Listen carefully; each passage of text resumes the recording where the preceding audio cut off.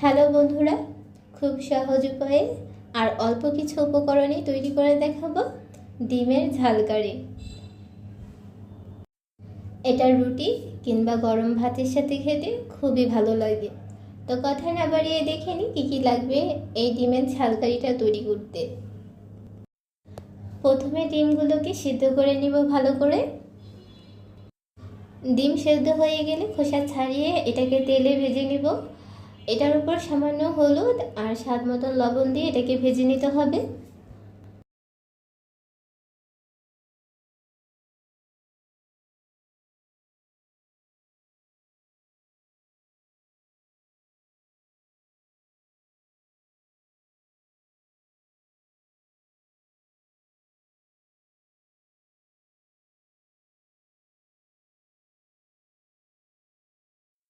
এই পর্যায়ে এসে হাফ কাপ তেল দিয়ে দিলাম। তেলটা গরম হয়ে গেলে এখানে আমি 5টা বড় সাইজের পেঁয়াজ ব্লেন্ডার করে নিয়েছি। কেউ চাইলে শিলপাটাতেও বাটা যাবে, কোনো সমস্যা নেই।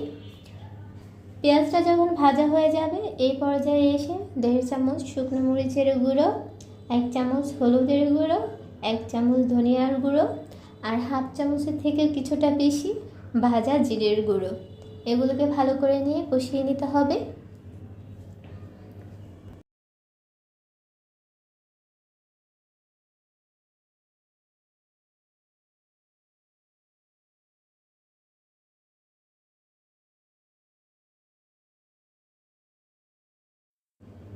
যখন হলুদ মরিচের গুঁড়োটা ভাজা হয়ে যাবে এই পর্যায়ে এসে হাফ চামচের মতো আদা রসুন বাটা দিয়ে দিলাম। তারপর এখানে 2টা টমেটো ছোট সাইজের আমি ব্লেন্ডার করে নিয়েছি। তারপর এটাকে দিয়ে ভালো করে কষিয়ে নিতে হবে।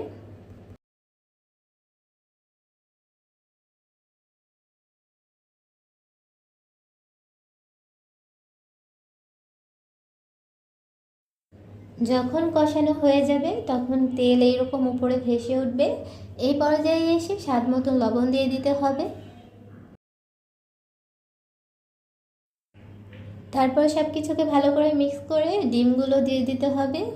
ডিমটাকে আমি কিছুক্ষণ রেখে কষিয়ে নিব।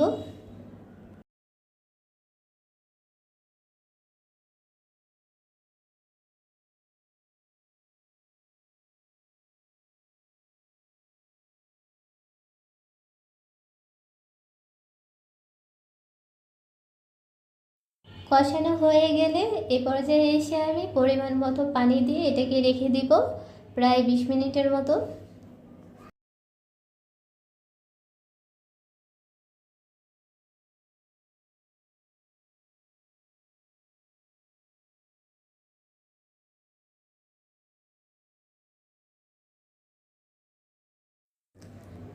এখানে আমি 4-5টা কাঁচামরিচ দিয়ে দিলাম, এটা শুধু ফ্লেভারের জন্য। ঝালের জন্য হলে এখানে মাঝখানে একটু ফাটিয়ে দিলেই হবে। 20 মিনিট পর প্রায় রান্নাটা হয়ে গেছে। এ পর্যায়ে এসে ভাজা জিরের গুঁড়ো দিয়ে দিলাম হাফ চামচের মতো। এটাকে ভালো করে মিশিয়ে নিয়ে 5 মিনিটের জন্য রেখে দিব।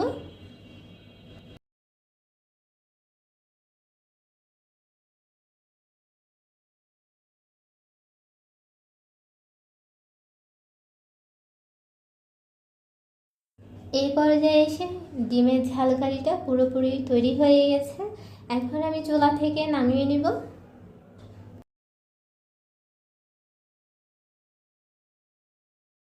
তো বন্ধুরা, খুব অল্প সময়ে আর অল্প কিছু উপকরণই তৈরি করা যায় ডিমের ঝালকারি।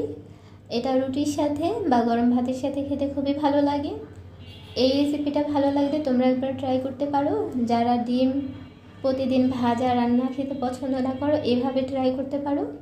এভাবে ট্রাই করলে অবশ্যই ভালো লাগবে। একই রান্না প্রতিদিন না করে বিভিন্ন ধরনের রান্না করুন, তাতে সবাই পছন্দও করবে আর মুখের রুচিটাও ভালো থাকবে।